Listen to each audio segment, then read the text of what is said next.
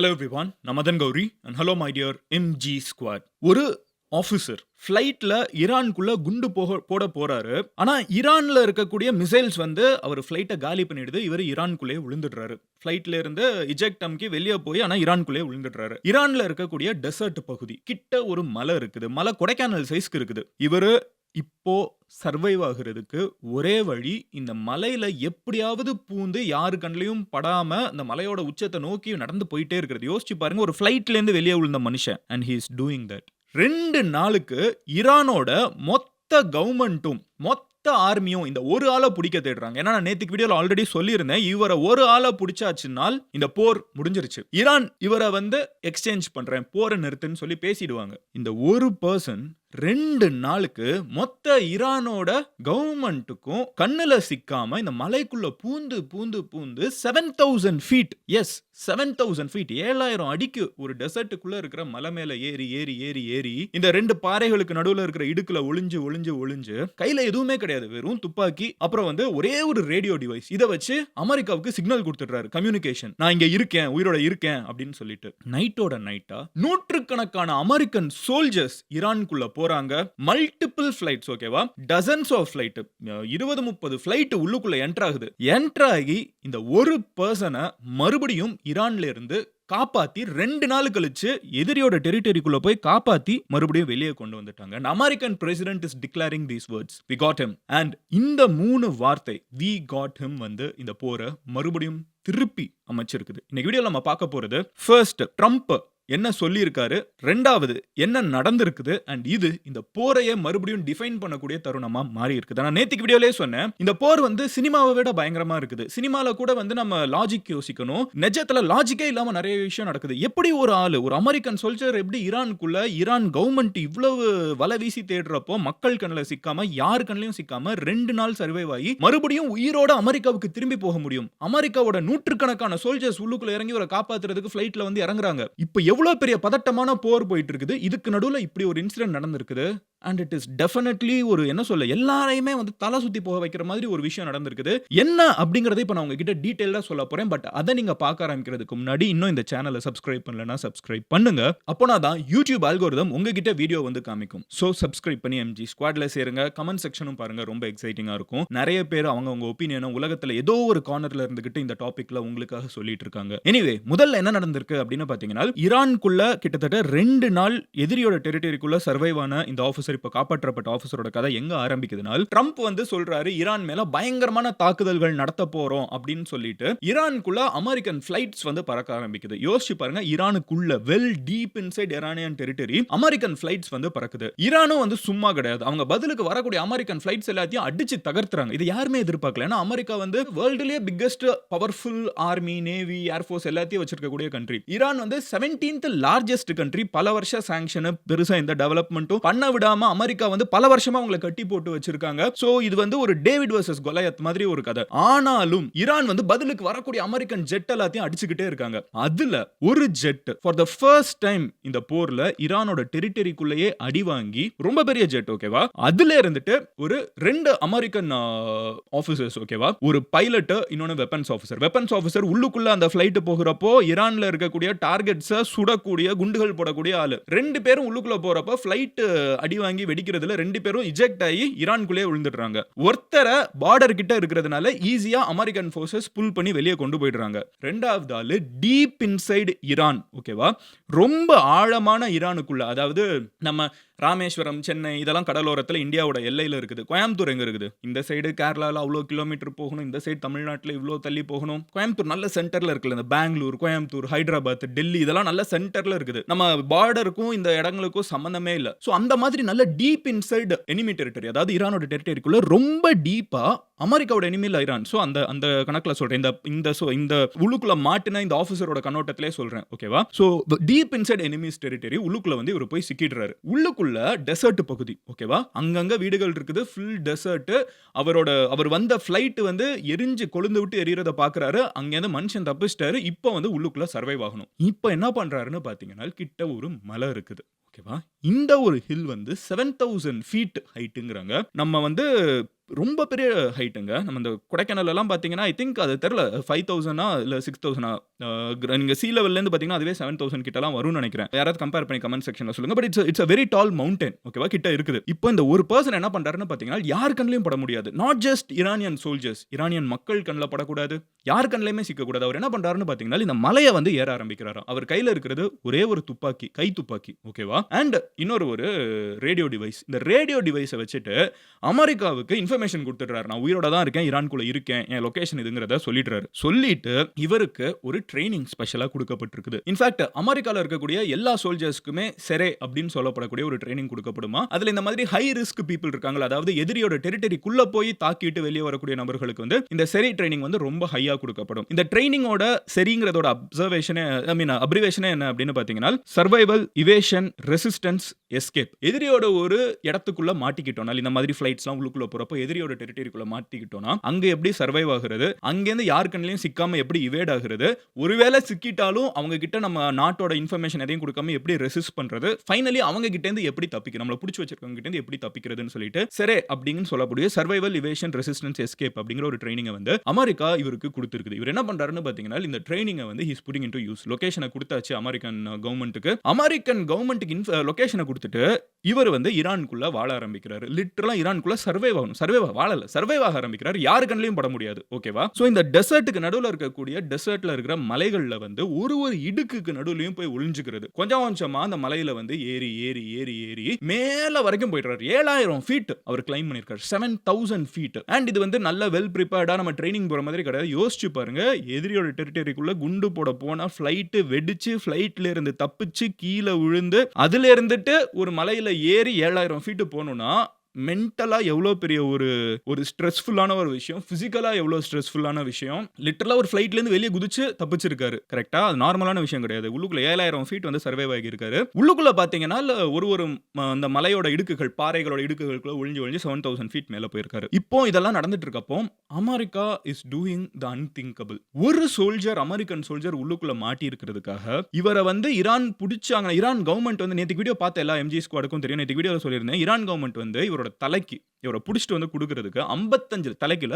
இவரை புடிச்சிட்டு வந்து கொடுத்தோம்னா 55 லட்சம் ரூபாய் தரோன்னு இருக்காங்க. 1/2 கோடி. சோ அங்க இருக்கக்கூடிய ஒரு மலையில வந்து ஆடு மேய்க்கிறவங்களோ மாடு மேய்க்கிறவங்களோ யாரோ ஒருத்தங்க பார்த்து புடிச்சிட்டு போய் கொடுத்தா கூட அவங்களுக்கு 55 லட்சம் ரூபாய் கொடுக்கப்படும். 1/2 crore. Imagine how big that money is. So யார் கண்ணிலுமே சிக்க முடியாது. இவர் வந்து இதை சொல்லிட்டு மலையோட இடுத்துக்குள்ள ஒளிஞ்சிட்டு இருக்காரு. 7000 ஃபீட் கொஞ்சம் கொஞ்சமா தப்பிச்சு மேலே ஏறி போய்கிட்டே இருக்காரு. இவரை தேடுறதுக்கு ஈரான் ஃபுல்லா ஒரு பெரிய வேட்டை நடந்துட்டு இருக்குது. சாதாரண பொதுமக்கள் தேடிட்டு இருக்காங்க, அரசாங்கம் தேடிட்டு இருக்குது, ராணுவம் தேடிட்டு இருக்குது, போலீஸ் தேடிட்டு இருக்காங்க. இவரை தேடி வந்து உள்ளுக்குள்ள அமெரிக்கா வந்து ஃபிளைட் ஜெட் எல்லாம் அனுப்பிச்சு அதையும் போட்டு அடிச்சு தகர்க்கறாங்க. சோ இவ்ளோ காம்ப்ளிகேட்டடா சிச்சுவேஷன் போயிட்டு இருக்கப்போ நேத்து நைட் அமெரிக்கன் கவர்மெண்ட் வந்து ஒரு மிகப்பெரிய டெசிஷன் எடுக்கிறாங்க. we are going to go inside Iran with hundreds of troops. நூற்றுக்கணக்கான அமெரிக்கன் சோல்ஜர்ஸ் இந்த ஒரு சோல்ஜரை காப்பாத்துறதுக்கு ஈரானுக்குள்ள போக போறாங்கங்கற ஒரு டெசிஷன் எடுக்கிறாங்க. and they are doing it. நைட்டோட நைட்டா பாத்தீங்கன்னா MC-130J அப்படின்னு சொல்லப்படக்கூடிய special operation flight and US ஏர்ஃபோர்ஸோட ஃபைட்டர் ஜெட்ஸ்,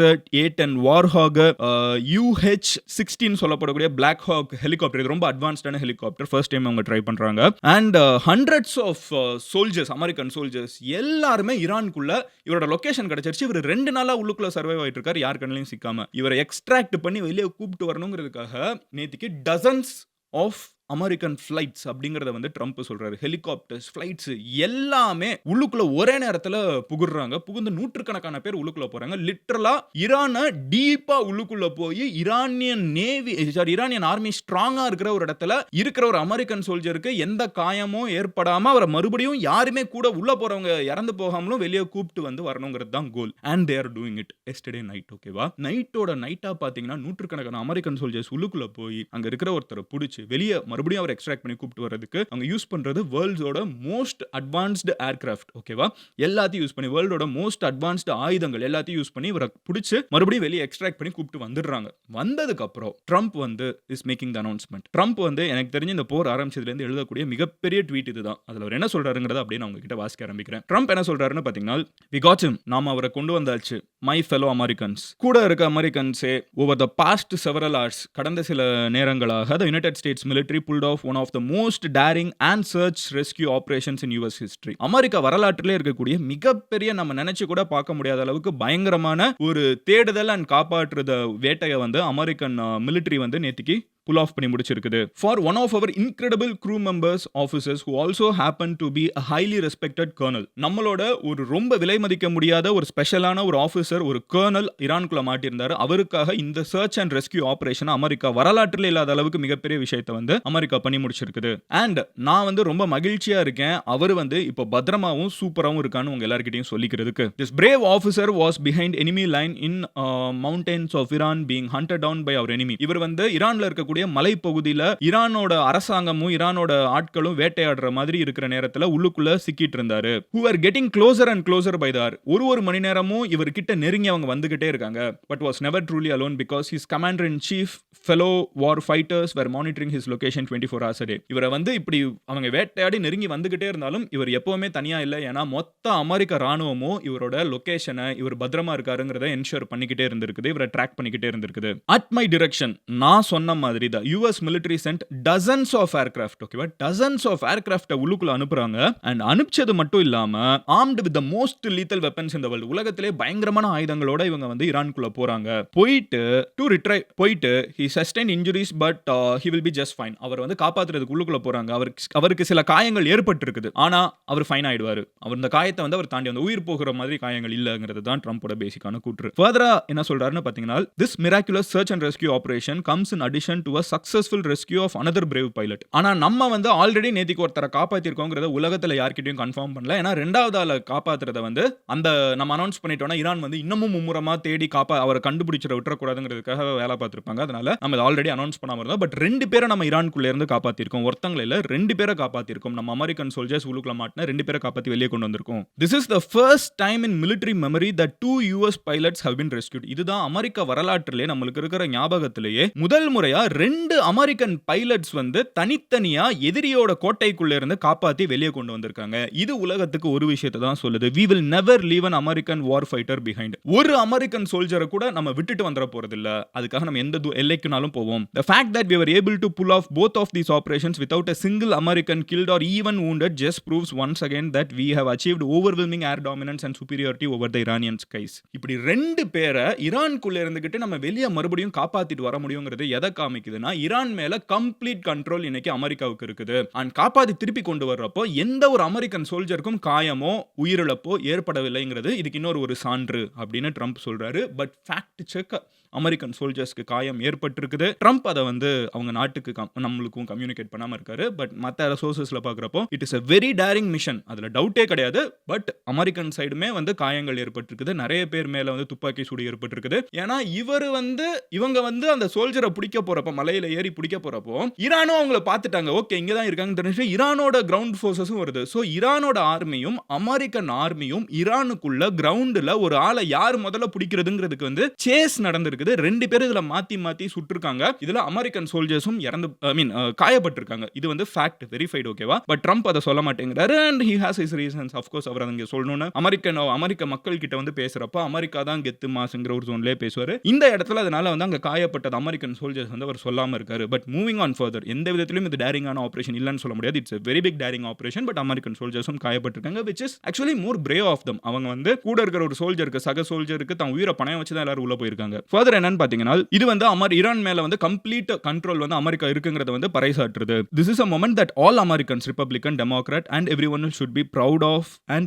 united around. இது வந்து அரசியல் சார்பு இல்லாம, அதாவது எப்படி நம்ம ஊர்ல பிஜேபி காங்கிரஸ் இருக்காங்களோ அங்க ரிப்பப்ளிகன் டெமோக்ராட்னு 2 கட்சிகள் இருக்குது. ஒபாமா ஒரு கட்சி, ஜோ பைடன் ஒரு கட்சி. அதே மாதிரி ட்ரம்ப் ஆப்போசிட் கட்சி. சோ அவர் என்ன சொல்றாருன்னு பாத்தீங்கன்னா, டெமோக்ராட் ரிப்பப்ளிகன் நம்ம சண்டை போட்டுக்கிறத தாண்டி இது மொத்த அமெரிக்காவுக்கு ஒரு ப்ரௌடான ஒரு moment. we truly have the best, most professional and lethal military in history of the world. உலக வரலாற்றிலே இருக்கிறதுலே மோஸ்ட் ப்ரொஃபஷனலான, இருக்கிறதுலே அதிபயங்கரமான ராணுவம் நம்ம கிட்ட தான் இருக்குது. God bless America, God bless our troops, happy Easter to all அப்படின்னு சொல்லிட்டு, நம்ம எல்லாருக்குமே தெரியும் ஈஸ்டர் வந்து அமெரிக்கால ரொம்ப பெரிய பண்டிகை. அதை வந்து செலிப்ரேட் பண்றதுக்கு இந்த ஒரு விஷயம் கடைசியில சொல்லி ட்ரம்ப் முடிக்கிறாரு. நன்றி. நன்தலஸ் அங்க சோல்ஜர்ஸ் காயப்பட்டிருந்தாலும் இது வந்து ரொம்ப பெரிய ஒரு டேரிங்கான ஆபரேஷன். இதுக்கான ஈரான் வந்து கவுண்டர் கொடுத்திருக்காங்க. ஈரான் என்ன சொல்லியிருக்காங்கன்னு பார்த்தீங்கன்னா, எல்லாம் சரிப்பா, ஆனா உன்னோட ஃபிளைட்ஸை பாரு, நீ உள்ளுக்குள்ள வந்து இவரை காப்பாற்றி கொண்டு போற, ஓகே, பட் நீ உள்ளுக்குள்ள வர்றப்போ உன்னோட ஃபிளைட்ஸை வந்து அத்தனை வந்து நாங்கள் தகர்த்தி தரமட்டமாக்கி இருக்கோம். உன்னோட அத்தனை ஹெலிகாப்டர்ஸ் நாங்கள் தரையில தட்ட வச்சிருக்கோம். நாங்க வந்து தகர்க்கவே முடியாத அமெரிக்கன் ராணுவம், American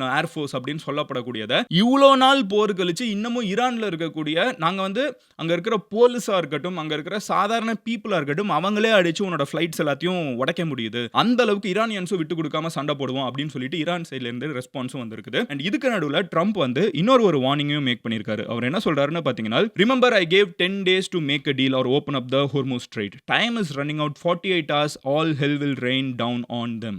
Glory to be God, President Donald J. Trump அப்படின்னு ஒரு ட்வீட் போட்டிருந்தாரு. நான் 10 நாள் முதல்ல டைம் கொடுத்திருந்தேன். ஸ்ட்ரெயிட் ஆஃப் ஹோர்முஸை ஓப்பன் பண்ண, இல்ல சரணடைஞ்சிரு அப்படின்னு சொல்லிட்டு ரெண்டையுமே பண்ணாம இன்னமும் ஈரான் கொண்டு போயிட்டு இருக்காங்க. அந்த 10 நாள் கெடு முடிகிறதுக்கு இன்னும் 2 நாள் தான் இருக்குது. 48 மணி நேரம் தான் இருக்குது. இந்த 48 மணி நேரத்தில் ஸ்ட்ரெயிட் ஆஃப் ஹோர்முஸை திறந்து விடலைனால், இந்த ஸ்ட்ரெயிட் ஆஃப் ஹோர்முஸ்ங்கிற இடத்துல வழியாக தான் நம்ம எல்லாருக்குமே ஆயில் எனர்ஜி எல்லாம் வந்துட்டு இருக்குது. நான் ரிப்பீட் பண்ண தேவையில்லை, எம்ஜிஸ் கூட எல்லாருக்கும் அது தெரிஞ்சிருக்கும் இந்நேரம். இந்த இடத்துல வந்து நீ ஓப்பன் பண்ணி விடலைனால், இல்ல நீ சரணடையலைனா, டீல் மேக் பண்ணலைன்னா, நான் வந்து நினைச்சு கூட பார்க்க முடியாத ஒரு வழியை வந்து ஈரானுக்கு தருவேன், நரகத்தை வந்து ஈரானுக்கு தருவேன் அப்படின்னு சொல்றேன். இந்த நரகங்கிறது நான் 48 மணி நேரம் கெடு 10 நாள் கொடுக்குறேன், அவ்வளோதான் உன் கவுண்ட் டவுன் முடியுதுங்கிறது எல்லாமே வந்து ஜென்யூனா சொல்றேன், மனசுக்குள்ள ஒரு சின்ன பதட்டத்தை உருவாக்குது. ஒரு நியூக்ளியர் ரெட்டாரிக்குள்ள போகுது, ஹிரோஷிமா நாகசாக்கி ஞாபகங்கள் வந்துட்டு போகுது மனசுல. அது இப்படி நடந்துடக்கூடாது. பட் ட்ரம்ப் வந்து அந்த பில்டப் தான் கொடுத்துட்டே இருக்காரு. அவ்வளோதான், நரகமே வந்துடும், ஒண்ணுமே இருக்காது, இது பஸ்பமாக்கிடுவேன், ஈரான்கிற ஒரு நாடே இருக்காது. அந்த பில்டப்லாம் வந்து அதை நோக்கி தான் கொண்டு போயிட்டு இருக்குது. மறுபடியும் ட்ரம்ப் அதை தான் சொல்றாரு, இன்னும் 48 மணி நேரம் தான் இருக்குது, ஈரானே அழிச்சிருவேன் அப்படின்லாம் பேசுறாரு. இதுக்கு ஈரான் பதிலுக்கு சொல்றாங்கன்னா, சரி நீ பண்ணு, ஆனா நீ அதை பண்ணனா பதிலுக்கு நீயும் இஸ்ரேலும் நினைச்சு கூட பார்க்க முடியாத மாதிரி நாங்க ஒரு சர்ப்ரைஸ் வச்சிருக்கோம். உன்னைய மாதிரி அது என்னன்னு நாங்க சொல்ல மாட்டோம். நாங்களும் ஒரு மிகப்பெரிய சர்ப்ரைஸை வந்து ரெடியா வச்சிருக்கோம். நீ தொட்டு பாரு, அதுக்கப்புறம் என்ன நடக்குதுன்னு மட்டும் பாருன்னு சொல்லிட்டு ஈரானும் பதிலுக்கு பேசியிருக்காங்க. இது நல்ல விஷயமே கிடையாது. இந்த போர் உச்சகட்ட பதட்டத்தில் இருக்கிற இந்த நேரத்தில் இந்த ஒரு சோல்ஜர் வந்து ஈரான் கையில ஒருவேளை மாட்டியிருந்தாங்கன்னா, ஈரான் வந்து பேசி இதை சுமூகமா சால்வ் பண்ணி விட்டுருப்பாங்க. இந்த நேரத்தில் இவர் காப்பாத்தி கொண்டு போனது அமெரிக்காவுக்கு மிகப்பெரிய அட்வான்டேஜா போயிடுச்சு. ஈரான் வந்து இப்போ இந்த 48 மணி நேரம் கழிச்சு என்ன நடக்குதுங்கிறத வெயிட் பண்ணி பார்க்க தான் போறாங்க. அமெரிக்கா என்ன பண்றாங்கங்கறத உலகமே வெயிட் பண்ணி காத்துட்டு இருக்குது. நீங்க வெயிட் பண்ணி பாருங்க. நாளைக்கு மார்க்கெட்லாம் வந்து ஒரு மாதிரி கன்ஃபியூஸ்டா இருக்கும். என்ன நடக்க போகுதுன்னு தெரியல, என்ன நடக்க போகுதுன்னு தெரியலன்னு இருந்திருக்கும். சோ நாளைக்கு நம்மளுக்கு தெரியும் இந்த 48 மணி நேரம் முடிய போகுது. ஓகேவா? ஏன்னா இந்த 48 மணி நேரம் ட்வீட் அவர் போட்டே 24 மணி நேரம் ஆயிடுச்சு. சோ 24 ஹவர்ஸ் தான். நம்மளுக்கு நாளைக்கு தெரிஞ்சிரும் ட்ரம்போட இந்த கெடு விதிச்ச டைம் முடிய போகுது. ட்ரம்ப் என்ன டெசிஷன் எடுக்க போறாரு. ஈரான் கையில அணு ஆயுதம் வந்துடக்கூடாதுங்கிறதுக்காக தான் இவ்வளோ பெரிய போரே அங்கே நடந்துட்டு இருக்குன்னு ட்ரம்ப் சொல்றாரு. ஈரான் சொல்றாங்க, நீ நினைக்காத ஒரு சர்ப்ரைஸ் எங்க கிட்ட இருக்குது அப்படின்னு சொல்லிட்டு. What is that surprise Iran is talking about? America வந்து நான் ஒரு நரகத்தை ஈரானுக்கு கொடுப்பேன்னு சொல்றாங்க. அந்த நரகம் என்ன, இந்த நரகம் என்ன, இந்த சர்ப்ரைஸ் என்ன? ரெண்டுமே நல்ல விஷயம் கிடையாது. எப்படி எது நடந்தாலும் பொதுமக்கள், சாதாரண குழந்தைங்க, சாதாரண பொதுமக்கள், இந்த போர்லயே இன்வால்வ் ஆகாத மக்கள், இந்த டெசிஷன்ஸுக்கும் அவங்களுக்கும் சம்மந்தமே இல்லாத தாய்மார்கள், தந்தைமார்கள், குழந்தைங்க, வயசான பாட்டி, தாத்தா, இவங்கெல்லாம் இறந்து போவாங்க. அது இஸ்ரேலா இருந்தாலும் சரி, ஈரானா இருந்தாலும் சரி. யோசிக்கிறதுக்கு ரொம்ப கஷ்டமா இருக்குது. பட் நெக்ஸ்ட் 24 ஹவர்ஸ் ரொம்ப ரொம்ப குரூஷியலான மொமெண்ட் இந்த போர்ல. என்ன நடந்துட்டு இருக்கு, நாளைக்கு என்ன நடக்க போகுது, என்ன நடந்து முடிஞ்சிருக்கு, இது எல்லாத்தையும் தெரிஞ்சுக்கிறதுக்கு இந்த சேனலை சப்ஸ்கிரைப் பண்ணுங்க. அப்போ நான் நாளைக்கு என்ன நடந்திருக்குங்கிறத ஒரு வீடியோவா உங்ககிட்ட வந்து நான் போஸ்ட் பண்ணிடுவேன். யூடியூப் அப்போ தான் உங்ககிட்ட வந்து சேர்க்கும். அண்ட் நீங்க என்ன நினைக்கிறீங்க? நேற்றுக்கு வீடியோ கமெண்ட் செக்ஷன் போய் பார்த்தேன். எல்லாருமே சொல்லியிருந்தோம் ஈரான் வந்து கண்டிப்பா பிடிச்சிருவாங்கன்னு. லாஜிக் அதுதான். ஏன்னா இன்னொரு ஒரு நாட்டில் ரொம்ப டீப்பான டெரிட்டரி. பட் நான் சொன்னேன்ல, ரியாலிட்டி ஸ்ட்ரேஞ்சர் தன் ஃபிக்ஷன். நம்ம சினிமாவா இருந்து இப்படி யாராவது ஒருத்தங்க காப்பாற்றிட்டு வந்துட்டாங்கன்னா என்னடா இதெல்லாம் நடக்குமா அப்படின்னு கேட்போம். பட் ரியாலிட்டியில் நடக்குது பாருங்க. ரியாலிட்டியில் லாஜிக்கே தேவை, நினைச்சு கூட பார்க்க முடியாத விஷயங்கள்லாம் நடக்கும். அப்படி இருக்கிற தருணத்தில் மறுபடியும் ஒரு கேள்வி கேட்கிறேன். இந்த 24 ஹவர்ஸ் டைம் கெடு முடிய போகுது. ட்ரம்ப் வந்து நரகத்தை நான் இறக்க போறேன் ஈரான் மேலன்னு இருக்காரு. What does that mean? we have to wait and see. உங்களோட ப்ரெடிக்ஷன் என்ன அப்படிங்கிறத கமெண்ட்ல சொல்லுங்க. அதுக்கு முன்னாடி இந்த போர் நிக்கிறதுக்கு வாய்ப்பு இருக்கா கமெண்ட்ல சொல்லுங்க. we have to wait and see what's going to happen tomorrow. I'll see you. Take care. May the gods be merciful. Happy Easter everyone. Bye. Cheers MGs.